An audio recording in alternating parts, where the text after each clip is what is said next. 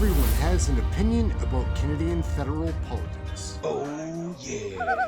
Hey gang, what's up? Just Aaron right here, Canadian Looney. How y'all doing? In today's episode, we're going to have Larry Brock explaining how Bill C-63 will affect Canadians.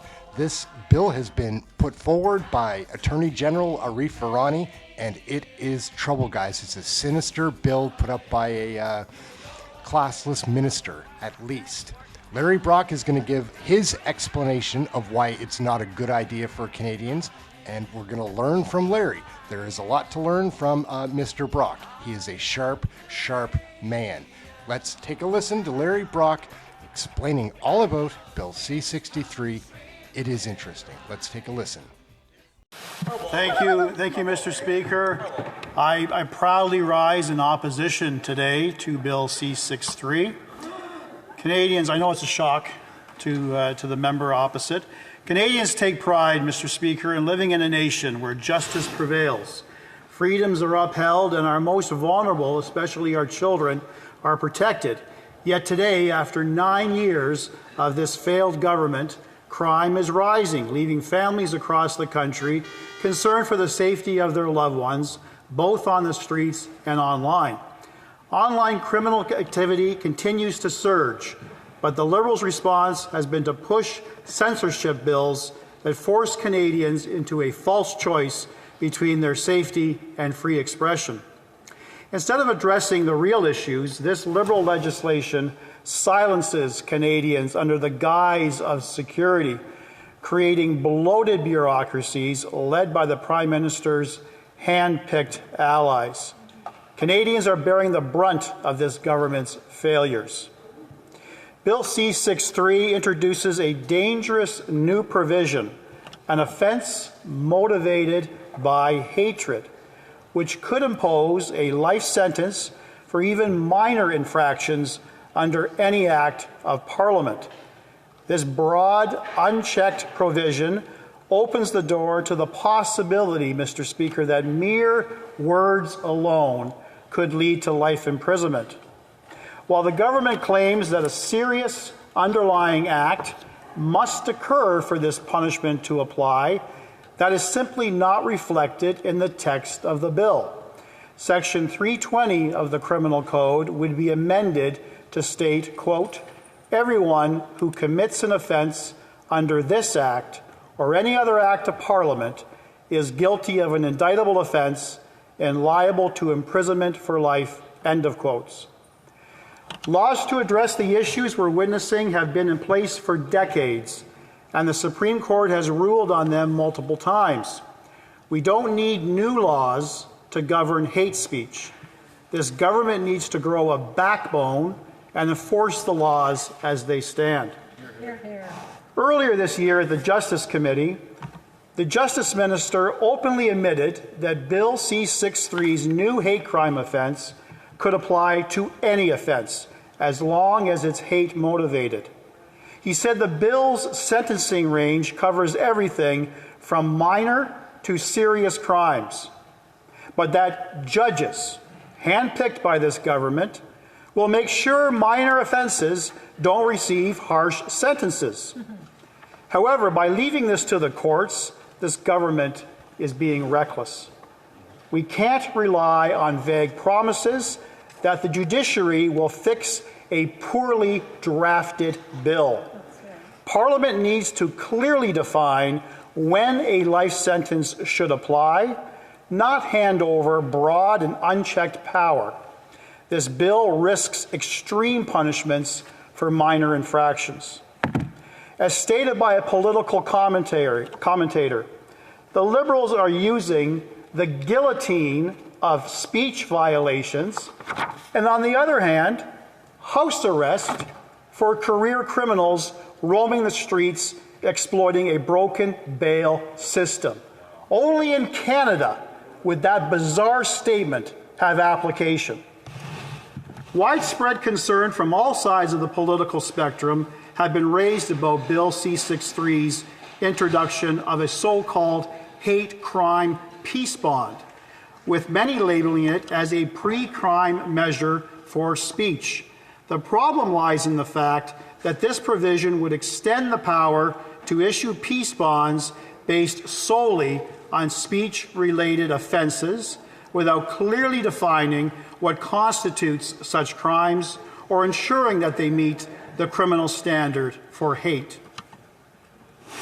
While the Liberals focus on banning opinions that challenge the Prime Minister's ideology, Conservatives are dedicated to keeping Canadians safe, both online and offline, while also at the same point upholding and defending their civil liberties, a concept that's completely unknown to this government. This is why my colleague, the member for Calgary-Nose Hill, introduced Bill C-412. Bill C-412 is designed to protect Canadians online through three key areas: protection from online criminal harassment, safeguarding our children, and ensuring user privacy. C-412 aims to empower victims of online criminal harassment who currently have limited options for quickly and permanently ending their harassment. This legislation would allow victims to apply to a judge to identify their harasser, end the harassment, and then impose conditions to stop it as deemed appropriate by a court. It also provides legal clarity regarding when online operators, such as social media platforms, must disclose the identity of an alleged abuser. Additionally, the legislation introduces an aggravating factor for perpetrators who repeatedly send harassment anonymously using multiple burner accounts. These measures are designed to streamline the process for victims to interact with law enforcement and receive effective protections, ultimately enabling law enforcement to de-escalate violence in a timely manner. In contrast, the Liberals' Bill C-63 contains no such provisions, representing a significant flaw for a bill that purports to protect Canadians from online harm. Online harassment is widespread and often anonymous, yet our current laws are outdated, and Bill C-63 fails to provide on this front. In addition, Bill C-63 fails our children by delaying protections and relying on an unclear regulatory process. In contrast, Bill C-412 takes proactive measures by imposing a clear duty of care on online operators. The bill seeks to establish a novel set of checks and balances between the government, operators, and parents to keep children safe online. Under C-412, existing government regulators, law enforcement, and the judiciary will ensure operators follow their duty of care to keep kids safe online. Operators would be formally required to ensure they keep kids safe under a clear set of guidelines. Parents then would have all the tools needed to understand what their kids are doing online and then make informed decisions about what types of permissions to give them for their online use. It provides parents with tools to protect their children online through non-invasive age verification methods and enforces these protections with steep penalties for non-compliance. Bill C-412 specifically safeguards children against physical harm, bullying, sexual violence, and harmful online content. C-412 offers a balanced solution that emphasizes privacy, preserving age verification methods, while explicitly prohibiting the use of digital IDs. Many Canadians are concerned about privacy and the misuse of digital IDs. Bill C-412 ensures that digital identifiers cannot be used for age verification. Meanwhile, Bill C-63 leaves privacy concerns unaddressed and lacks clear prohibitions against the misuse of digital IDs. Bill C-63's vague regulatory framework allows for excessive bureaucratic oversight, creating opportunities for tech lobbyists to manipulate the process behind closed doors. Instead of providing immediate protections, it pushes key decisions into an opaque regulatory future, prioritizing the interests of big tech over the safety and well-being of Canadian families. By failing to effectively tackle online harassment and leaving significant gaps in protections, Bill 6.3 reflects a government more concerned about creating a facade of action than genuinely, actively safeguarding Canadians' rights and safety. Bill 6.3 seeks to reinstate Section 13 of the Canadian Human Rights Act, a provision, Mr. Speaker, that was removed by the Harper government, and even the Toronto Star, hardly a cheerleader for the Conservative Party of Canada, has deemed unnecessary for protecting Canadians from hate speech. Section 13, which was previously repealed for its overly broad and subjective application, allowed the government to censor speech without the need for criminal proceedings. Reintroducing this section would open the door to an extrajudicial system where vague definitions of hate speech could lead to a chilling effect on free speech. The new Section 13 would make communication of hate speech by anyone on the internet or other means of telecommunication subject to the jurisdiction of the Canadian Human Rights Complaints Mechanism. Standard of proof, not proof beyond a reasonable doubt, an extremely high standard, but merely a balance of probability, 50.01%. This is not only dangerous, but deeply flawed, as we've already seen the consequences when the Liberals attempted to appoint an arbiter under C-63, who had previously argued that, quote, terror was not an irrational approach, end of quote. This highlights the inherent risks in giving unchecked power to unelected individuals who may interpret free speech in ways that suppress legitimate voices. Section 13 would also pave the way for dangerous precedents, like life sentences for hate crimes without proper legal thresholds.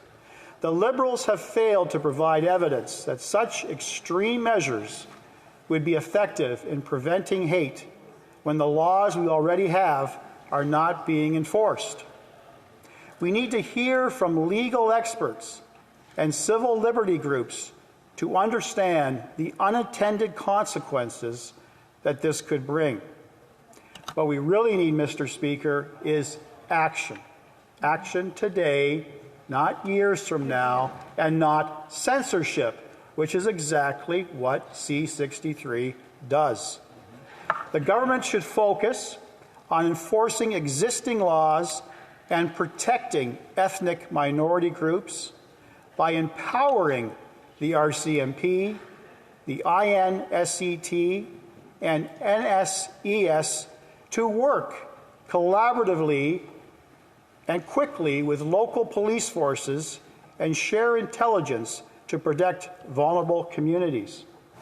Directing CSIS to implement threat reduction measures and communicate threats to ethnic minority groups. To ensure the security infrastructure program provides real, timely funding to help community centers improve security. Rather than reintroducing Section 13 and limiting free speech, the government should enforce current laws and take meaningful action to protect Canadians. Mr. Speaker, it's no surprise that the Justice Minister is proud of the only piece of legislation he's managed to introduce since his appointment. Meanwhile, contrasts to the Conservative Party of Canada, who put forward 10 bills that offer real solutions to the issues Canadians face today. Even the Justice Minister himself, the bill's biggest advocate, the cheerleader to this failed Liberal government, admitted that it would take years for this bureaucracy to create and enforce regulations. Let that sink in. This widely hailed, very, very important piece of legislation is not going to protect families for years to come. That's the impact of this government. Announcements, no effective follow-through. According to his own logic, millions of taxpayer dollars will be wasted long before any meaningful protection or enforcement are put in place. Canadians deserve better than half-hearted reforms. They need a government committed to real accountability and actionable solutions. It's time for the minister to stop hiding behind buzzwords and start delivering results that protect Canadians day in and day out. As Shadow Minister for Justice, I stand firm in criminalizing and enforcing laws that protect our most vulnerable, our children. We must criminalize and enforce penalties against those who victimize children online or bully them digitally. We must punish those who induce self-harm or incite violence in minors. We must ensure strict bans on distributing intimate content without consent, including the rise of deepfakes. My Conservative colleagues and I believe these serious crimes must be investigated by police, tried in court, and result in a jail sentence. We will not support the creation of bureaucratic offices that do nothing to prevent crime or bring justice to victims. A Conservative government will protect our children and punish those who prey on them, not create more red tape. This past summer, the PBO revealed the cost of the Liberal government's Online Harms Act that would cost $200 million to create a new 330-person bureaucracy to enforce rules. Yeah, let that sink in. $200 million upfront, no protection, to create more work for a bloated bureaucracy. Rules that are still undefined. Canadians can't wait for 5 years, I say in retort to that question.